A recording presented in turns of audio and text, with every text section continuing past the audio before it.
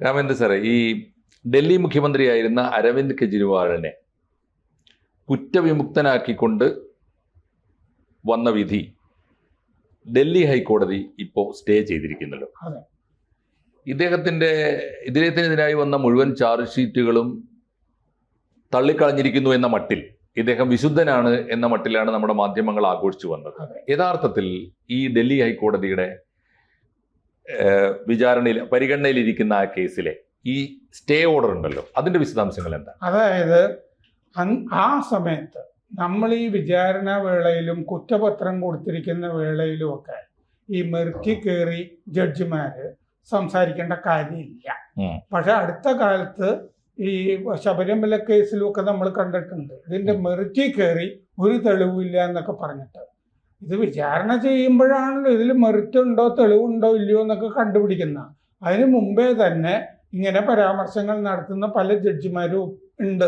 ഇപ്പോൾ ഹൈക്കോടതിയും കണ്ടെത്തിയിരിക്കുന്നത്, CBI ഹൈക്കോടതിയിൽ പോയത് എന്താന്ന് വെച്ചാൽ ആ കെജ്രിവാളിനെ കുറ്റവിമുക്തനാക്കിക്കൊണ്ട് CBIക്കെതിരെ അനാവശ്യമായ കുറേ പരാമർശങ്ങൾ, തെളിവിൻ്റെ കണിക പോലുമില്ല, തരിമ്പ് പോലുമില്ല, ഇത് അന്വേഷകരുണ്ടാക്കിയ ഒരു നാടകം മാത്രമാണ്, അന്വേഷകർക്കെതിരെ വകുപ്പ് തല നടപടി വേണം എന്നൊക്കെ പറഞ്ഞിട്ട് കുറേ വർത്തമാനം ഈ വിചാരണ കോടതി പറഞ്ഞു. ഇത് മുഴുവൻ അനാവശ്യമായിരുന്നു എന്ന് പറഞ്ഞിട്ട് ഇപ്പൊ ഹൈക്കോടതി അത് സ്റ്റേ ചെയ്തു. വകുപ്പ് തല നടപടി വേണം എന്ന് പറഞ്ഞതുൾപ്പെടെ എല്ലാം സ്റ്റേ ചെയ്തു. അതുപോലെ തന്നെ ഈ വിധിക്കും ഈ സ്റ്റേ ഹൈക്കോടതി തീരുമാനിക്കുന്നത് വരെ തുടരും എന്ന് പറഞ്ഞാൽ പുനഃപരിശോധനയിലാണ്, കുറ്റവിമുക്തനല്ല കെജ്രിവാൾ എന്ന അവസ്ഥയിലെത്തി. അപ്പോൾ CBI ഓഫീസർക്കെതിരായ പരാമർശങ്ങളൊക്കെ അടിസ്ഥാനമില്ലാതെയാണ് ഈ വിചാരണ കോടതി നടത്തിയിരിക്കുന്നത് എന്ന് ഇപ്പോൾ ഹൈക്കോടതി നിരീക്ഷിച്ചിരിക്കുന്നു. ഒരു പൂർണ്ണ വിധിയായിട്ടല്ല ഇപ്പം നിരീക്ഷിച്ചിരിക്കുന്നു, സ്റ്റേ ചെയ്തിരിക്കുന്നു. ഇതാണ് അതിൻ്റെ അർത്ഥം. അപ്പോൾ ഈ കീഴ്ക്കോടതി പറഞ്ഞിരുന്നത്, വിചാരണ കോടതി പറഞ്ഞിരുന്നത്, ഈ investigating officer abused his position to conduct investigation എന്ന് പറഞ്ഞിട്ട് ഈ അയാളുടെ പദവി ദുരുപയോഗം ചെയ്തിരുന്നു തുടങ്ങിയ പരാമർശങ്ങളൊക്കെ അതിൻ്റെ അകത്തുണ്ടായിരുന്നു. ഈ പരാമർശങ്ങൾ മുഴുവൻ ആവശ്യമില്ലാത്തതാണെന്ന് ഹൈക്കോടതി പറഞ്ഞു. കുറ്റപത്ര കൊടുത്ത ആ സമയത്ത് തന്നെ, വിചാരണയൊന്നും ആയിട്ടില്ലല്ലോ, ഇത് ഇങ്ങനെ പറയുന്നത് ശരിയായില്ല എന്ന് പറഞ്ഞു. മാത്രമല്ല ഈ വിചാരണ കോടതിയുടെ ഈ പരാമർശങ്ങളെല്ലാം ഫൗണ്ടേഷണലി മിസ്കൺസീവ്ഡ്, ഇതാണ് പ്രയോഗം ഹൈക്കോടതിയിൽ. എന്ന് പറഞ്ഞാൽ മൗലികത്വമായി തന്നെ, അടിസ്ഥാനപരമായി തന്നെ ദുഷ്ടലാക്കോട് കൂടി ആണ് ഇത് കീഴ്ക്കോടതി ചെയ്തിരിക്കുന്നത് എന്ന് പറഞ്ഞു. ഫൗണ്ടേഷണലി മിസ്കൺസീവ്ഡ്. ഇത്രയും ഹൈക്കോടതി പറഞ്ഞാൽ ഇത് മുഴുവൻ എടുത്ത് കളയും, തട്ടിക്കളയുന്നുള്ള ഉറപ്പാണ്. മര്യാദയ്ക്ക് വിചാരണ ചെയ്തിട്ട് വിധിക്കാനായിട്ട് പറയാനാണ് സാധ്യത. പിന്നെ സാക്ഷികൾ, മാപ്പുസാക്ഷികൾ എന്നിവരുടെ മൊഴിയെപ്പറ്റി വിചാരണ കോടതി നടത്തിയ നിരീക്ഷണങ്ങൾ മുഴുവൻ പ്രഥമ ദൃഷ്ട്യാ തെറ്റാണ് എന്നും ഹൈക്കോടതി നിരീക്ഷിച്ചു. ഇതിലൊരു പ്രധാനപ്പെട്ട മാപ്പുസാക്ഷി ഉണ്ടായിരുന്നല്ലോ, റെഡ്ഡി. അപ്പോൾ ആ മാപ്പുസാക്ഷിയെ വിശ്വസിക്കാൻ കൊള്ളില്ല എന്നൊക്കെ വിചാരണ കോടതി പറഞ്ഞിരുന്നു. അങ്ങനെ കണ്ടത് ശരിയല്ല. CBI ഹൈക്കോടതിയിൽ കൊടുത്തിരിക്കുന്നത് റിവിഷൻ ഹർജിയാണ് ഇതിൻ്റെ. അപ്പോൾ അതിൽ ഈ CBI പറഞ്ഞിരുന്ന കാര്യങ്ങൾ ഇതൊക്കെയാണ്. അതായത് കുറ്റപത്ര നൽകിയ വേളയിൽ തന്നെ ഇത്തരം പരാമർശങ്ങൾ വന്നിരിക്കുന്നു, അത് ശരിയല്ല. പിന്നെ തെളിവ്, സാക്ഷികളുടെ മൊഴി, മാപ്പുസാക്ഷികളുടെ മൊഴി, ഇതൊന്നും വിചാരണ കോടതി മര്യാദയ്ക്ക് പരിഗണിച്ചില്ല. ഈ മാപ്പുസാക്ഷിയും സാക്ഷികളും ഒക്കെ CRPC 164 പ്രകാരം കോടതിയിൽ മൊഴി കൊടുത്തിട്ടുണ്ട്. പിന്നെ അവര് 164 എന്ന് പറഞ്ഞാൽ പിന്നീട് അതിൽ നിന്ന് മാറില്ല എന്നുള്ളതാണ്. അതുപോലും ഈ ദുഷ്ടലാക്കോട് കൂടിയ മൊഴിയാണെന്ന് വിചാരണ കോടതി പറഞ്ഞു. അത് ശരിയായില്ല. കുറ്റപത്രം കൊടുത്ത വേളയിൽ തന്നെ പ്രോസിക്യൂഷന്റെ തെളിവ് തത്വത്തിൽ അംഗീകരിക്കുകയാണ് കോടതികൾ ചെയ്യാറുള്ളത്. ഇത് ശരിയാണെന്നുള്ള ഒരു തോന്നലിലാണല്ലോ പിന്നെ വിചാരണയ്ക്ക് പോകുന്നത്. അതെ. പക്ഷെ അതിന് പകരം ഇത് തത്വത്തിൽ അംഗീകരിക്കാതെയാണ് വിചാരണ കോടതിയുടെ പെരുമാറ്റം. ഇതിൽ നടന്നിട്ടുള്ള ഗൂഢാലോചനകൾ വിചാരണ കോടതി പരിഗണിച്ചില്ല. പ്രതികൾക്കായി വിചാരണ കോടതി ദുർവ്യാഖ്യാനം നിർമ്മിക്കുകയായിരുന്നു. ഇത്രയുമാണ് CBI പറഞ്ഞത്. CBI പറഞ്ഞതൊക്കെ ശരിവെക്കുന്ന രീതിയിലാണ് ഹൈക്കോടതിയുടെ സ്റ്റേ കൊടുത്തുകൊണ്ടുള്ള നിരീക്ഷണങ്ങൾ വന്നിരിക്കുന്നത്. ഈ കേസ് തുടങ്ങിയത് Delhi chief secretary Naresh Kumar lieutenant governor Vinay Kumar സക്സേനയ്ക്ക് 2022 ജൂലൈയിൽ ഒരു പരാതി കൊടുത്തിട്ടാണ്. BJP ഉണ്ടാക്കിയ കേസല്ല ഇത്.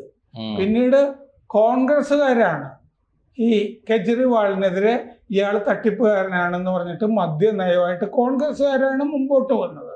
BJP ഒന്നും ഉണ്ടാക്കിയ കേസല്ലത്. കേസ് ഉത്ഭവിക്കുന്നത് തന്നെ ചീഫ് സെക്രട്ടറി ലഫ്റ്റനന്റ് ഗവർണർക്ക് പരാതി കൊടുത്തുകൊണ്ടാണ് ഈ മദ്യനയ കേസ് ഉണ്ടാകുന്നത് കെജ്രിവാളിനെതിരെ. ഇപ്പൊ ആളുകളും മുഖ്യധാരാ മാധ്യമങ്ങളും ഒക്കെ ഇത് BJP ഉണ്ടാക്കിയ കേസ് കൊണ്ടുപോയി എന്നാണല്ലോ പറയുന്നത്. അങ്ങനെയൊന്നും ഉണ്ടാക്കിയ കേസല്ലിത്. 2021-22 മനീഷ് സിസോദിയ എക്സൈസ് മന്ത്രിയായിരുന്നപ്പോൾ ഒരു എക്സൈസ് നയം കൊണ്ടുവന്നു. അത് കാശുണ്ടാക്കാൻ വേണ്ടിയിട്ടാണ് ഗോവയിലെ തെരഞ്ഞെടുപ്പിൽ ആ കാശ് ഉപയോഗിച്ചിരുന്നു. അതുപോലെ ആ കവിത എന്ന് പറഞ്ഞ മറ്റേ ചന്ദ്രശേഖർ റാവുവിൻ്റെ മകള് അവിടുന്ന് തുടങ്ങി വന്ന കേസുകളാണ്. കമ്പനികളൊക്കെ അവിടെ നിന്നുള്ളതായിരുന്നു. മലയാളികളും ഒക്കെ ഉണ്ടായിരുന്നു അതിൻ്റെ അകത്ത്. അപ്പോൾ 2022 ജൂലൈയിൽ ഇത് കുഴപ്പമാണെന്ന് പറഞ്ഞിട്ട് കെജ്രിവാൾ സർക്കാർ തന്നെ ഈ നയം റദ്ദാക്കി. അവർക്ക് തന്നെ മനസ്സിലായിട്ടാണല്ലോ അവർ റദ്ദാക്കുന്നത്. അപ്പോൾ ഈ സിസോദിയ ഏകപക്ഷീയമായി ദുരൂഹമായ നയം നടപ്പാക്കി ഖജനാവിന് 580 കോടി രൂപ നഷ്ടം വരുത്തി എന്നാണ് അന്വേഷണത്തിൽ കണ്ടെത്തിയത്. അപ്പം അങ്ങനെ പരാതി വന്നു കഴിഞ്ഞപ്പോൾ ലഫ്റ്റനന്റ് ഗവർണറാണ് ഇത് കേസ് CBIക്ക് വിടുന്നത്. CBI അങ്ങനെയാണ് അന്വേഷിക്കുന്നത്. പിന്നെ ED ഇതിൻ്റെ അകത്ത് വിദേശ പണം തുടങ്ങിയ കാര്യങ്ങളൊക്കെ അന്വേഷിക്കാൻ വന്നു.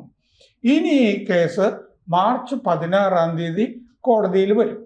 അതായത് ഈ കേസ് അന്വേഷണം തന്നെ ദുഷ്ടലാക്കോട് കൂടിയാണ് എന്ന് വിചാരണ കോടതി പറഞ്ഞത് തന്നെ അടിസ്ഥാനരഹിതമാണ് എന്ന് ഹൈക്കോടതി ഇപ്പോൾ വിധിച്ചിരിക്കുന്നു, നിരീക്ഷണം. എന്നിട്ട് സ്റ്റേ ചെയ്തിരിക്കുന്നു.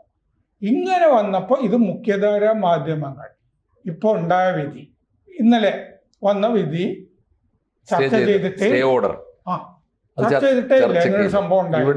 കാരണം ആ മോചിപ്പിച്ചു എന്നുള്ള സംഗതി വേറൊരു വഴിക്ക് നീങ്ങുകയാണത്. അതാണ് സംഭവം. ഇവരൊക്കെ തന്നെ നേരത്തെ ആഘോഷിച്ച വാർത്ത പിൻവലിക്കേണ്ടി വരികയാണ്. അതെ, അതുകൊണ്ട് മൂടി വെക്കുന്നതാണ്. അതെ അതെ. അപ്പൊ ഇതാണ്, അതായത് മദ്യനയത്തിൽ അഴിമതി ഉണ്ട് എന്ന് CBI കണ്ടെത്തിയിട്ടുണ്ട്. ഒരു തെളിവും ഇല്ല എന്ന് വിചാരണ കോടതി പറഞ്ഞു. എന്നിട്ട് കുറെ പരാമർശങ്ങൾ നടത്തി. ആ പരാമർശങ്ങൾ മുഴുവൻ അടിസ്ഥാനരഹിതമാണെന്ന് ഹൈക്കോടതി ഇപ്പൊ നിരീക്ഷിക്കുന്നു. ഇതൊരു വലിയ വഴിത്തിരിവാണ് ആ കേസ്. കാരണം ഇപ്പൊ എന്തു പറ്റി? അയാൾ കുറ്റവിമുക്തനല്ല. കെജ്രിവാളും മനീഷ് സിസോദിയയും കവിതയും ഒന്നും കുറ്റവിമുക്തരല്ല. അവര് വീണ്ടും കുറ്റവാളികളായി നേരിടേണ്ടി വരും എന്നുള്ള ഘട്ടത്തിലേക്ക് ആ കേസ് പോകുന്നു. അതെ അതെ, തീർച്ചയായിട്ടും. അത് അങ്ങനെയാണെങ്കിൽ ഇനിയാണ് വിചാരണ, യഥാർത്ഥ വിചാരണ നടക്കുന്നത്. നേരാമ്പട്ടിലുള്ള വിചാരണ നടക്കാൻ പോകുന്നതേ ഉള്ളൂ. അതിന്റെ അടിസ്ഥാനത്തിൽ വേണം കോടതികളുടെ കണ്ടെത്തലും വിധിയും വരാൻ. ഇപ്പൊ എന്ത് ചെയ്തു എന്ന് വെച്ചാൽ, വിചാരണ കോടതിയുടെ മുമ്പിൽ കുറ്റപത്രം കിട്ടിയ ഉടനെ ഈ കുറ്റപത്രം സ്വീകരിക്കാൻ മാത്രമൊന്നും ഇതിൻ്റെ അകത്ത് ഇല്ല എന്ന് വിചാരണ കോടതി ആദ്യമേ അതിന്റെ മെറിറ്റിൽ കയറി അഭിപ്രായം പറഞ്ഞു. ഈ മര്യാദയ്ക്ക് വിചാരണ ചെയ്യേ എന്ന് ഹൈക്കോടതി പറയുന്ന അവസ്ഥയിലെത്തി നിൽക്കുന്നു കാര്യങ്ങൾ. ഏതായാലും നീതിപൂർവമായ ഒരു വിചാരണയ്ക്ക് അവസരം ഒരുക്കിയിരിക്കുകയാണ് ഇപ്പോൾ ഹൈക്കോടതിയുടെ ഈ സ്റ്റേ ഓർഡർ. അതെ, തീർച്ചയായിട്ടും അത് എന്താണോ സത്യം, അല്ലെങ്കിൽ ആരാണ് കുറ്റവാളി, ഏതളവിലൊക്കെയാണ് കുറ്റകൃത്യം എന്ന് പുറത്തു വരട്ടെ. തീർച്ചയായിട്ടും അതിനുവേണ്ടി കെജ്രിവാൾ രക്ഷപ്പെട്ടിട്ടില്ല. അതാണ് ഏറ്റവും പ്രധാനപ്പെട്ട കാര്യം. രക്ഷപ്പെട്ടു എന്നോ അല്ലെങ്കിൽ നിരപരാധിയാണെന്നോ പറയാനുള്ള സമയമായിട്ടില്ല. അതിനു മുമ്പ് ആണ് നമ്മുടെ മാധ്യമങ്ങൾ വിധി പ്രസ്താവിച്ചത്. അത് സത്യത്തിൽ മാധ്യമങ്ങൾ തന്നെ തിരുത്തേണ്ടതായിരുന്നു. എന്തുകൊണ്ടാണ് തിരുത്താത്തത് എന്ന ചോദ്യം കൂടി അവശേഷിക്കുന്നു. കൂടുതൽ വാർത്തകളും വിശേഷങ്ങളും നിങ്ങളിലേക്ക് എത്താൻ ABC മലയാളം സബ്സ്ക്രൈബ് ചെയ്യുക, ബെൽ ബട്ടണും അമർത്തുക.